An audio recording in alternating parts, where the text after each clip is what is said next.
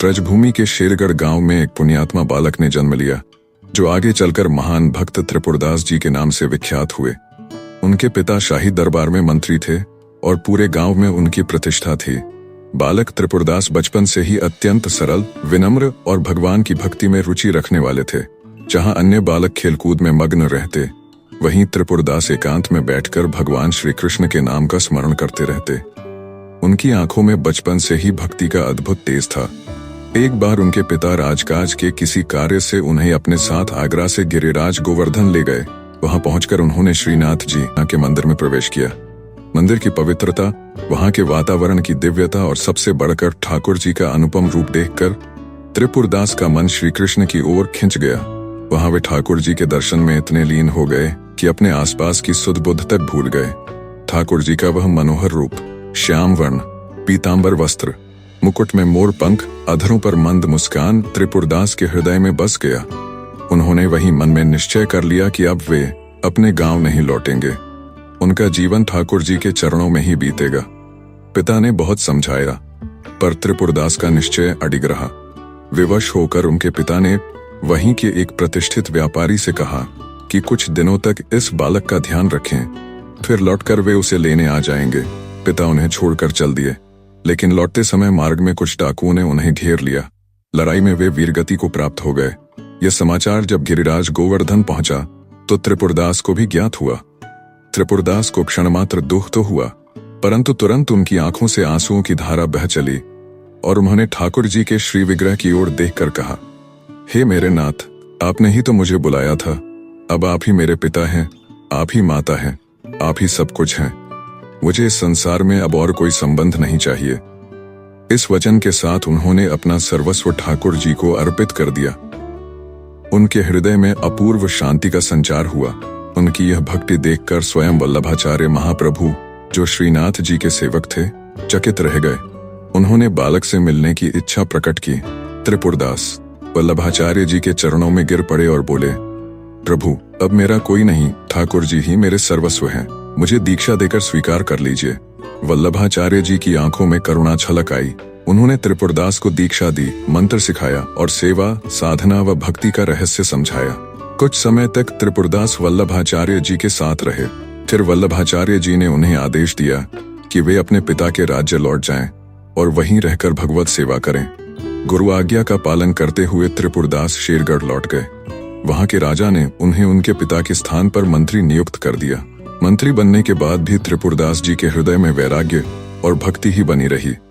उन्होंने राजकोष का धन अपने लिए न रखते हुए साधु संतों की सेवा में लगाना प्रारंभ कर दिया। उनके यहाँ प्रतिदिन असंख्य साधु, ब्राह्मण, संत आते, जिन्हें वे भोजन, वस्त्र व दक्षिणा देते। गायों की सेवा, यज्ञ, भंडारा, मंदिर निर्माण, सब कार्य वे भक्ति भाव से करते। सबसे बड़ा नियम उन्होंने यह बनाया कि हर वर्ष सर्दियों में ठाकुर जी के लिए रत्न जटित हीरो मोतियों से सजी हुई पोशाक बनवाकर श्रीनाथ जी के मंदिर भिजवाएंगे। यह नियम उन्होंने वर्षों तक निभाया। उनकी इस भक्ति से स्वयं वल्लभाचार्य जी के पुत्र श्री विठलनाथ जी भी प्रभावित थे। जब भी ठाकुर जी को त्रिपुरदास जी की भेजी पोशाक पहनाई जाती, ठाकुर जी का मुख प्रसन्न हो उठता।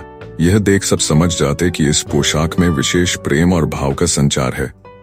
ठाकुर जी ने त्रिपुरदास के प्रेम को अपने हृदय से स्वीकार कर लिया था, परंतु भक्ति के मार्ग में परीक्षाएं तो आती ही हैं। कुछ दरबारी त्रिपुरदास जी से ईर्ष्या करते थे। उन्होंने राजा के पास जाकर शिकायत की कि त्रिपुरदास जी राजकोष का दुरुपयोग कर रहे हैं। वे राज्य का धन साधुओं को खिलाते हैं और गुप्त रूप से खर्च करते हैं। राजा की बुद्धि भ्रमित हो गई। उसने आदेश दिया कि त्रिपुरदास जी की सारी संपत्ति जब्त कर ली जाए। राजा आज्ञा का पालन हुआ। सैनिकों ने उनके घर का एक एक सामान उठा लिया। धन, आभूषण, गायें, भूमि सब छीन लिया गया। यहाँ तक कि उनके घर में भोजन तक का प्रबंध न रह गया। उनका जीवन अत्यंत कठिन हो गया, परंतु उनके मन में किंचित भी खिन्नता नहीं आई। वे प्रतिदिन ठाकुर जी का स्मरण करते और कहते, हे प्रभु, जो भी हो रहा है आपकी इच्छा से हो रहा है, मुझे इससे कोई दुख नहीं। सर्दियों का समय आया।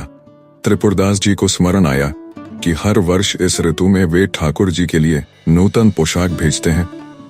इस बार क्या करेंगे? घर में तो दाना भी नहीं बचा था। वे व्याकुल हो उठे। ठाकुर जी के बिना सेवा कैसे पूर्ण होगी? एक दिन उन्होंने देखा कि कोने में एक पुरानी पीतल की दवात रखी है। उन्होंने सोचा इसे बेच दूंगा तो शायद 1-2 पैसे मिल जाएं। उसी से कोई कपड़ा खरीद लूंगा। दवात लेकर वे बाजार पहुंचे। दुकानदार ने उसे 1 रुपया देकर खरीद लिया। उस 1 रुपये से त्रिपुरदास जी ने एक मोटा सादा कपड़ा खरीदा। घर लौटे। रंग तो कोई था नहीं, सो उन्होंने पानी में हल्दी मिलाई और मन में रोते रोते उसे लाल रंग से रंगा। रंगते समय उनके आंसू उस पानी में गिरते रहे। उनके हृदय से निकली पीड़ा उस कपड़े में समा गई। कपड़ा तो साधारण था, परंतु उसमें त्रिपुरदास जी के अश्रु और प्रेम की छाप थी। जब कपड़ा सूख गया तो उन्होंने मन में सोचा, हे नाथ, यह वस्त्र आपके योग्य नहीं। यह मोटा, रूखा, साधारण कपड़ा है, मैं इसे कैसे भेजूं? फिर भी अपने व्रत को पूरा करने के लिए उन्होंने कपड़ा एक मंदिर सेवक को दिया। बहुत संकोच के साथ बोले, भाई, इसे भंडारी जी को दे देना, लेकिन कह देना कि यदि योग्य न समझें तो इसका उपयोग अन्य वस्त्रों को लपेटने में कर लें, ठाकुर जी को न पहनाए।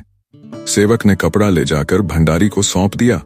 भंडारी ने श्रद्धा से कपड़े को लिया और ठाकुर जी के अन्य पोशाकों के साथ अलमारी में सुरक्षित रख दिया। कुछ दिन बीते। ब्रज में सर्दी ने अपनी चरम सीमा छू ली। ठाकुर जी का श्रृंगार हुआ। गाढ़े ऊनी वस्त्र, रेशमी दुशाले, गरम जूती सब पहनाए गए, फिर भी ठाकुर जी कांप रहे थे। गोसाई विठलनाथ जी स्वयं सेवा में आए। देखा कि ठाकुर जी सर्दी से पीड़ित हैं। उन्होंने और गरम वस्त्र पहनाए, अंगीठी जलाई, किंतु ठाकुर जी ने कहा, मुझे बहुत ठंड लग रही है। गोसाई जी चकित हो उठे। यह तो कोई अलौकिक संकेत है। उन्होंने सेवकों को बुलाया। देखो, इस वर्ष किस किस की पोशाक आई है, कहीं किसी भक्त का अपमान तो नहीं हो गया। बही खाता मंगाया गया। सेवकों ने एक एक नाम पढ़ा, लेकिन त्रिपुरदास जी का नाम नहीं था। गोसाई जी ने पूछा, त्रिपुरदास की पोशाक नहीं आई क्या? सेवकों ने बताया कि उनके पास कुछ नहीं बचा था, केवल एक सादा लाल कपड़ा भेजा है जो अलमारी में रखा है। गोसाई जी ने तत्काल आदेश दिया, वही कपड़ा निकालो। कपड़ा लाया गया। गोसाई जी ने उसे देखा। वह साधारण कपड़ा था, परंतु उसमें अद्भुत सुगंध और दिव्यता थी। उन्होंने तुरंत दर्जी को बुलाया। इसी कपड़े से ठाकुर जी के लिए पोशाक बनाओ। दर्जी ने पोशाक तैयार की। जब ठाकुर जी को वह पोशाक पहनाई गई तो उनका मुखमंडल खिल उठा। उन्होंने मंद हंसी के साथ कहा, अब मेरी ठंड दूर हो गई। पूरा मंदिर आनंदित हो गया। सभी समझ गए कि प्रेम से दी गई वस्तु प्रभु को सबसे प्रिय होती है, चाहे वह कितनी ही साधारण क्यों न हो।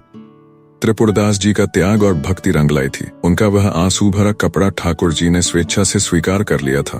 बाद में राजा को भी अपनी भूल का भान हुआ। उसने त्रिपुरदास जी से क्षमा मांगी और सारी संपत्ति लौटा दी, परंतु त्रिपुरदास जी का हृदय तो अब पूर्णतया ठाकुर जी के चरणों में समर्पित हो चुका था। उन्होंने पुनः अपने जीवन को केवल भगवत सेवा में लगा दिया। इस कथा से यह स्पष्ट होता है कि सच्चे प्रेम, निस्वार्थ भक्ति और भगवान के प्रति समर्पण की कोई भी सेवा तुच्छ नहीं होती। त्रिपुरदास जी का साधारण लाल वस्त्र, जो आंसुओं और हृदय की पीड़ा से भीगा था, ठाकुर जी के लिए उन रत्नों और हीरों से जड़ी पोशाकों से कहीं अधिक प्रिय सिद्ध हुआ। भगवान श्री कृष्ण अपने भक्तों की भावना को ही प्रधानता देते हैं। वस्तु की कीमत उनके लिए गौण है। जो प्रेम और विनय से अर्पित किया जाता है, वह प्रभु के हृदय को स्पर्श करता है। भगवान धन नहीं, हृदय का भाव देखते हैं, और जहाँ शुद्ध प्रेम होता है, वहाँ स्वयं प्रभु भी दीन बनकर पहुंच जाते हैं।